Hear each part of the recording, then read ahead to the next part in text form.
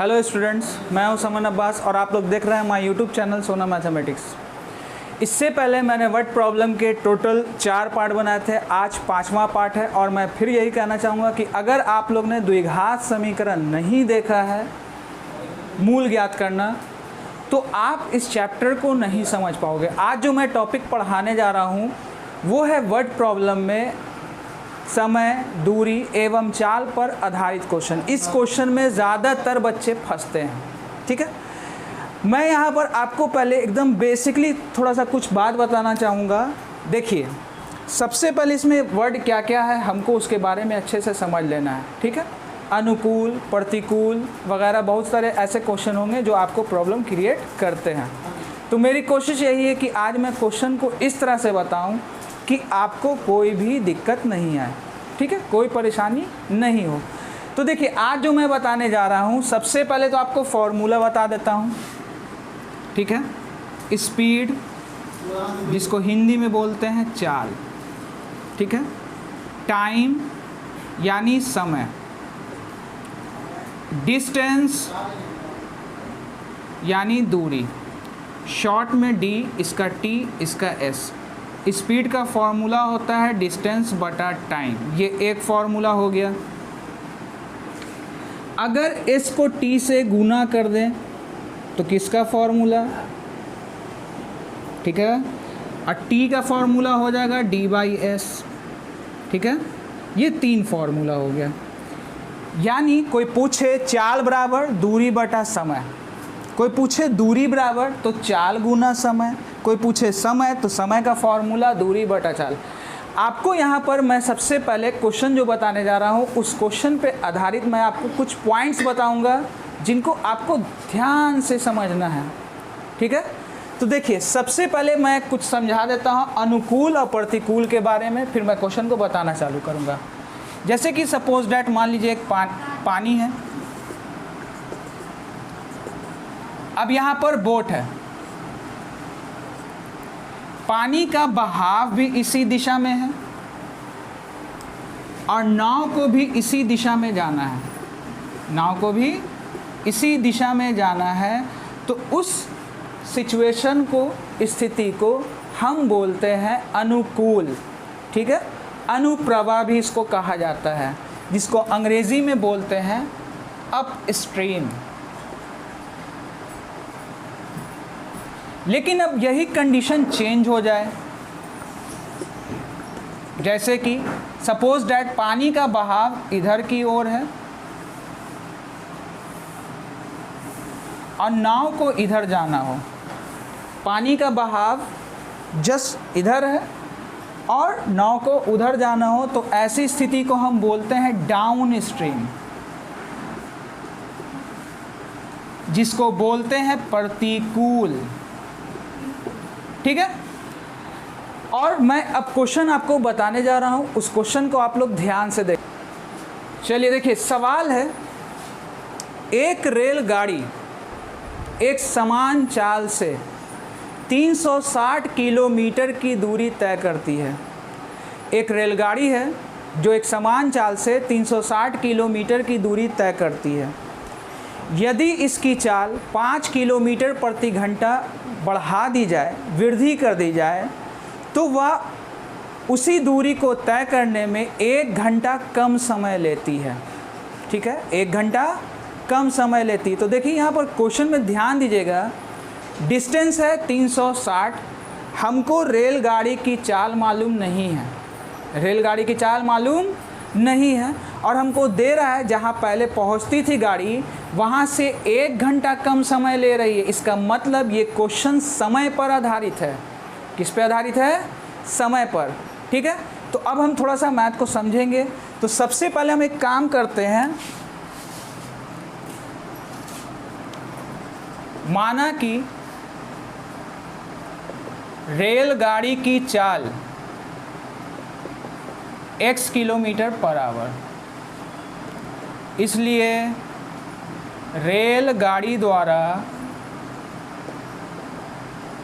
दूरी तय करने में लगा समय,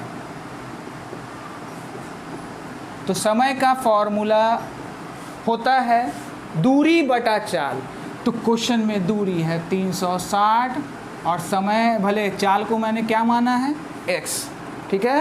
समय का फॉर्मूला दूरी बटा चाल, क्वेश्चन में दूरी 360 थी, 360, स्पीड को हमने क्या माना है x, इसलिए x, ठीक है। अब आइए प्रश्न से गाड़ी की चाल में 5 किलोमीटर प्रति घंटा की वृद्धि की गई है।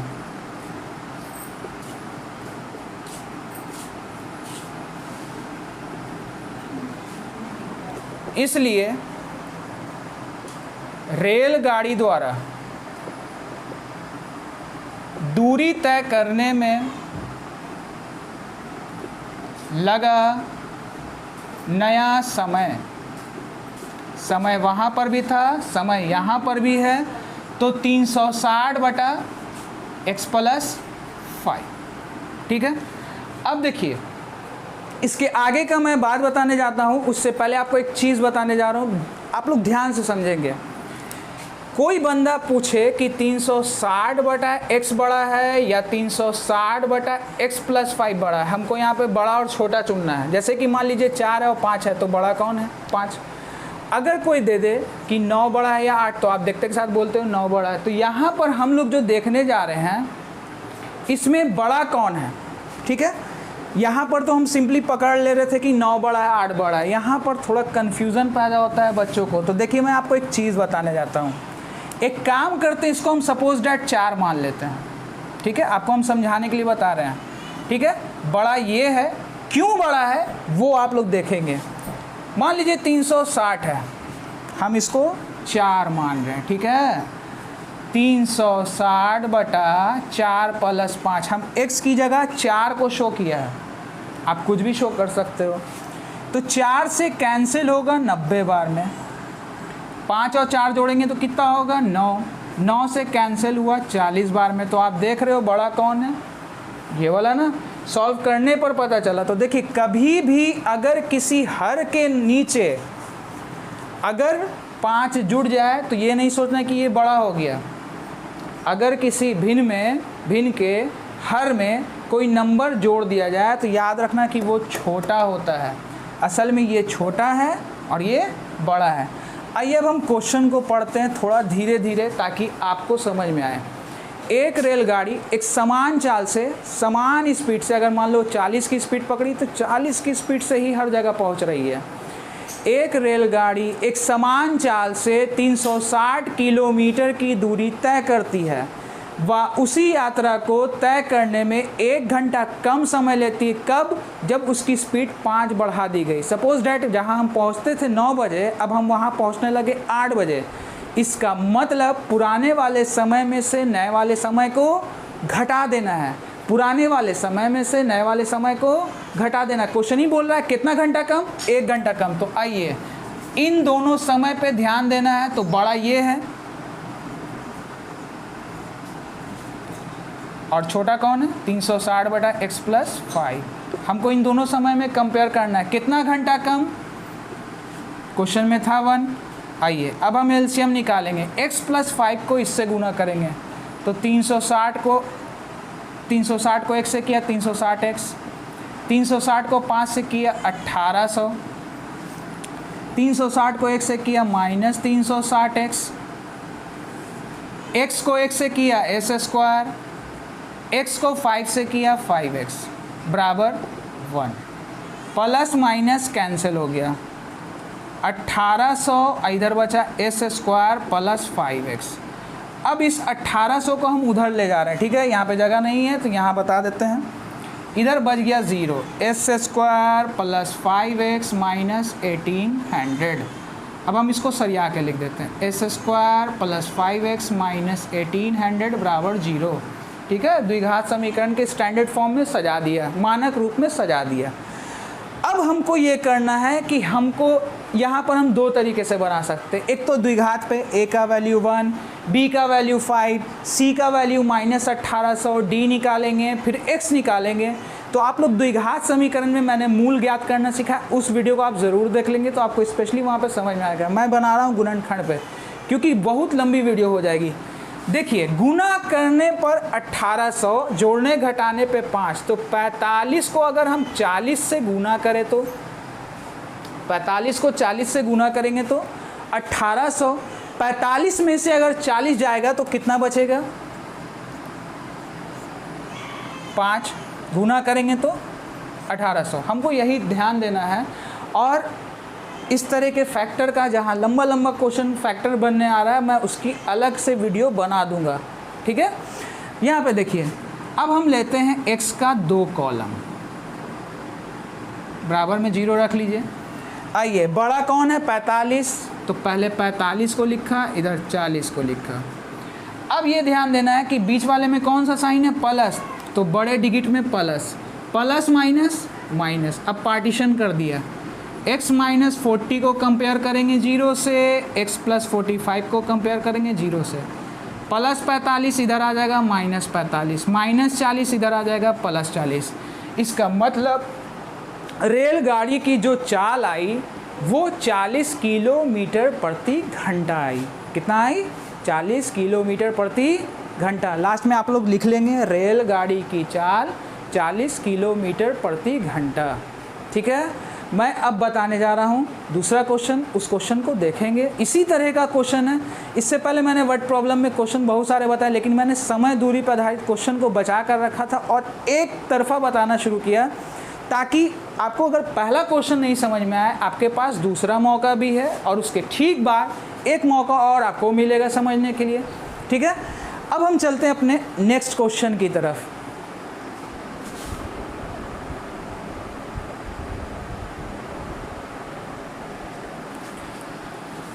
चलिए, सवाल है, मैसूर और बेंगलोर के बीच 132 किलोमीटर की यात्रा करने में एक एक्सप्रेस रेलगाड़ी सवारी गाड़ी की चाल से पहुंचने में 1 घंटा कम समय लेती है।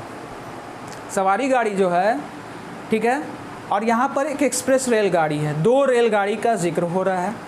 एक्सप्रेस गाड़ी जो है वो पहुंचने में 1 घंटा कम समय ले रही है सवारी गाड़ी से, ठीक है। आगे क्वेश्चन का पड़ाव है कि यदि सवारी गाड़ी की जो चाल है उससे 11 किलोमीटर प्रति घंटा अधिक है एक्सप्रेस की चाल। एक एक्सप्रेस रेलगाड़ी की चाल सवारी गाड़ी की चाल से 11 किलोमीटर प्रति घंटा अधिक है, तो हमारे पास यहाँ 2 रेलगाड़ी का जिक्र हो रहा है। पैटर्न वही है, लेकिन क्वेश्चन को थोड़ा सा आपको टेढ़ा कर दिया है, एक्सप्रेस और रेलगाड़ी देके। तो यहाँ पर हमने क्या किया है कि सवारी गाड़ी की चाल को मान लिया x किलोमीटर, पैसेंजर ट्रेन की स्पीड को मान लिया x किलोमीटर, और एक्सप्रेस रेलगाड़ी की चाल जो है सवारी गाड़ी की चाल से 11 किलोमीटर प्रति घंटा अधिक है। तो सवारी गाड़ी की चाल को हमने माना था x, स्पीड 11 ज़्यादा थी, x प्लस 11 किलोमीटर प्रति घंटा, ठीक है। x प्लस 11 ऐसे अपना रखते हैं। अब देखिए, यहाँ पर ध्यान से देखिएगा, तो अब हम यहाँ सीधा क्वेश्चन के अगले पड़ाव पे रहे। क्वेश्चन ये काहे पे जा रहा है आप समझ चुके होंगे, समय पर, ठीक है। सवारी गाड़ी जो पहुँचने में वक्त लगा रही है उससे 1 घंटा कम समय ले रही है, कौन? एक्सप्रेस रेलगाड़ी, ठीक है।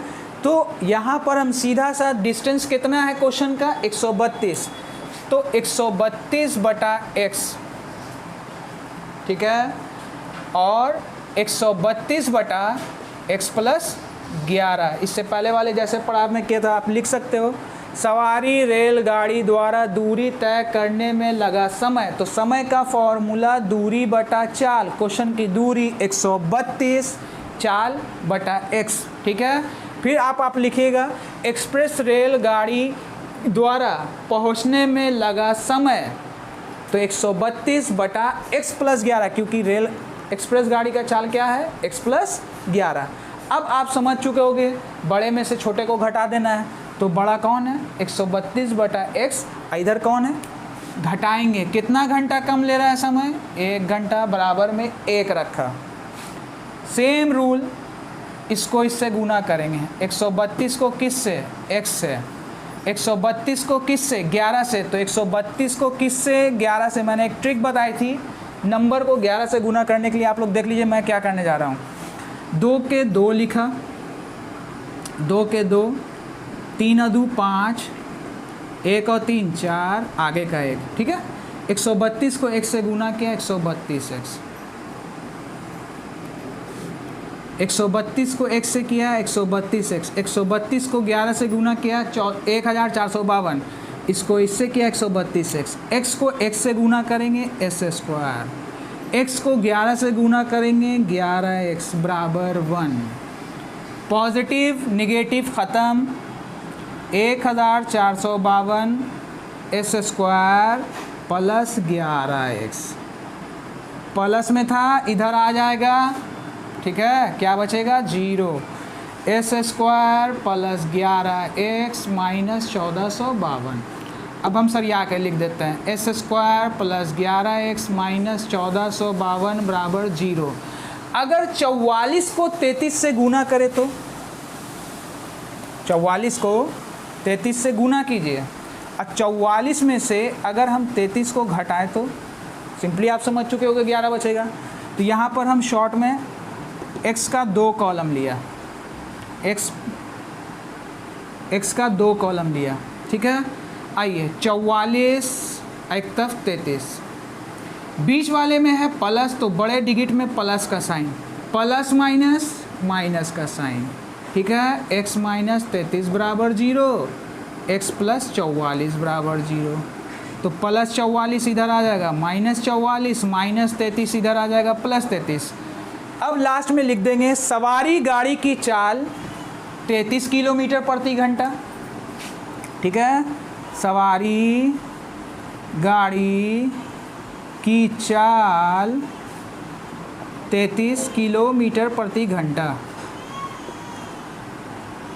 एक्सप्रेस गाड़ी की चाल 33 प्लस 11 44 किलोमीटर प्रति घंटा। ठीक है, अब मैं जो अगला क्वेश्चन बताने जा रहा हूँ वो है मोटर बोट पे आधारित, अप स्ट्रीम और डाउन स्ट्रीम पे आधारित, और वो क्वेश्चन बहुत ही इम्पोर्टेंट क्वेश्चन है। तो आप उस क्वेश्चन को देखा जाए। ठीक है,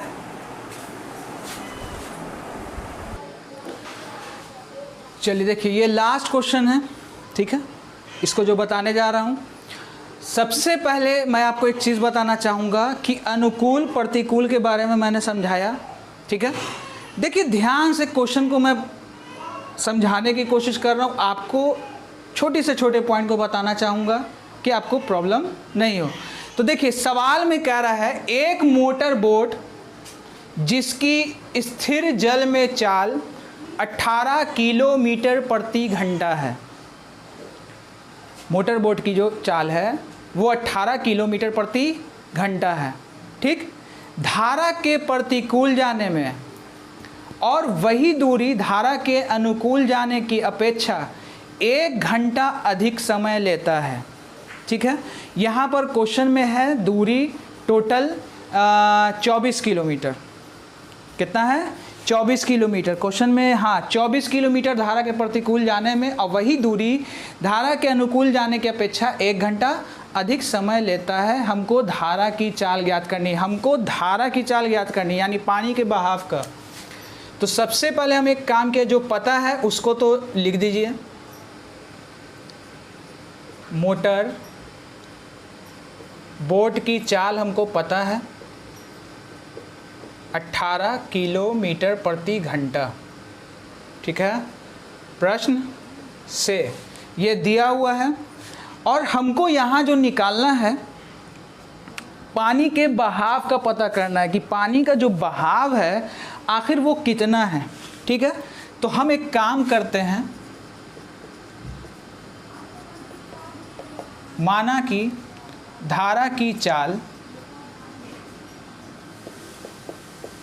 x किलोमीटर पर आवर। ठीक है, धारा के प्रतिकूल, इसको आपको अंग्रेजी में याद रखना, डाउन स्ट्रीम। धारा के प्रतिकूल मोटर बोट की जो चाल है वो होगी 18 माइनस एक्स, ठीक है, किलोमीटर प्रति घंटा। धारा के अनुकूल मोटर बोट की जो चाल होगी वो होगी 18 प्लस एक्स किलोमीटर प्रति घंटा, ठीक। अच्छा, प्लस और ये माइनस का चक्कर मैं आपको समझाता हूँ। जैसे देखिए पानी का बहाव भी इधर ही की तरफ है। मान लीजिए कि पानी का बहाव 6 की स्पीड है, 6 किलोमीटर प्रति घंटे की स्पीड से बह रहा है। आप डेंगी नहीं चलाइए, मोटर नहीं भी चलाइए, ये पानी के बहाव के साथ बहता जाएगा। 6 की स्पीड से बह रहा है, ठीक है, पानी का बहाव इधर की तरफ है, 6 किलोमीटर की तरफ से बह रहा है। ये अगर आप नहीं भी चालू किए हुए हो लेकिन बंधा हुआ कहीं नहीं रस्सी से, ये बीच समुद्र में है, मान लीजिए शांत है, ये अपना इसके साथ बहता चला जाएगा। अगर आप इसको चालू कर देते हो मान के चलो 10 की स्पीड से, तो ये और तेज़ी से भागेगा। यानी क्या हो गया, प्लस नाव को भी इधर ही जाना है, पानी का बहाव भी उधर ही है, तो ये क्या हो जाता है, इस स्थिति को बोलते हैं अनुकूल। इसलिए यहाँ मैंने प्लस किया, ठीक है। प्रतिकूल में जस्ट उल्टा, मान लीजिए कि नाव को जाना इस साइड की तरफ है, अब पानी का बहाव इस तरफ है। अगर ये मोटर को बंद कर देंगे, जाना तो भले इधर था तो नाव बह जाएगी उधर, है ना। इस वजह से यहाँ पर क्या होता है, ये पानी को काटते हुए, यानी 10 में से आप 6 घटा दीजिए, ये 4 की स्पीड से इधर बढ़ेगी। इस वजह से माइनस हो जाता है, प्रतिकूल में माइनस हो गया और अनुकूल में प्लस हो गया। क्वेश्चन पे अब ध्यान से देखिएगा, 24 किलोमीटर प्रतिकूल जाने में, ठीक है, वही दूरी धारा की अनुकूल जाने में 1 घंटा अधिक समय ले रही है। तो देखिए क्वेश्चन का दोनों का डिस्टेंस सेम है, तो चलिए समय का फॉर्मूला होता है दूरी बटा चाल। तो क्वेश्चन में है दूरी 24, पहले जिक्र हो रहा है प्रतिकूल चाल का, ठीक है।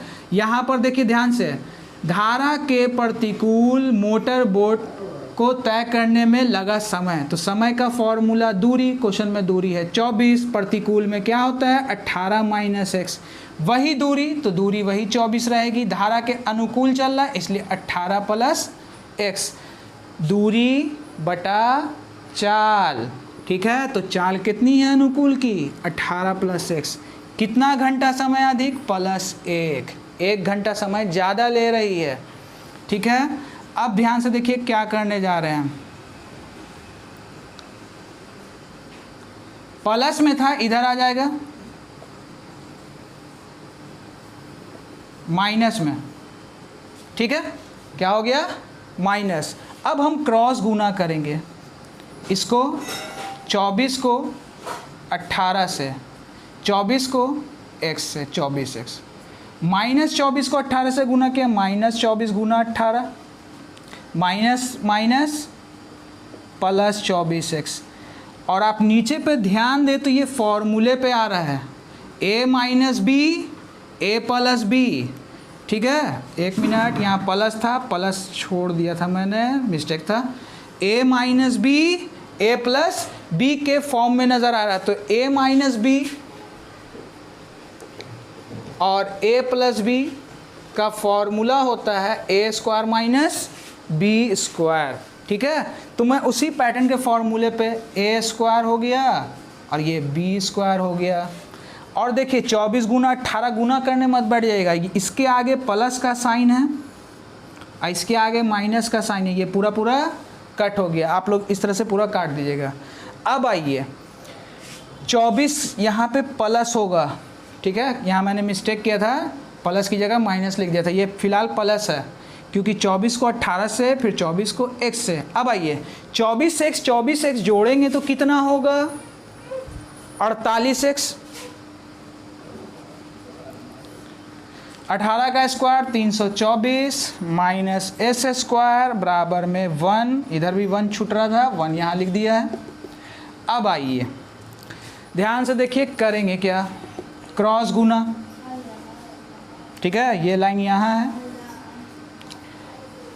324 माइनस एस स्क्वायर। अब हम इन करेंगे क्या, यहाँ पे इन दोनों को हम ले जा रहे हैं इधर, तो S square plus 48x minus 324 बराबर 0। गुना करने पर 324, जोड़ने घटाने पे 48, तो हम 54 को अगर 6 से गुना कर दें, ठीक है, तो 324 होता है। x प्लस 54 x माइनस 6, क्यों प्लस रखा, क्योंकि बड़ा 48 था इसलिए प्लस, जो छोटा अंक था उसके आगे माइनस। अब दोनों को कंपेयर 0 से, तो प्लस 54 इधर आ जाएगा, माइनस 54, इधर माइनस 6 इधर आ जाएगा, प्लस 6। तो लास्ट में हम लिख देंगे धारा की जो चाल है वो 6 किलोमीटर प्रति घंटा होगी।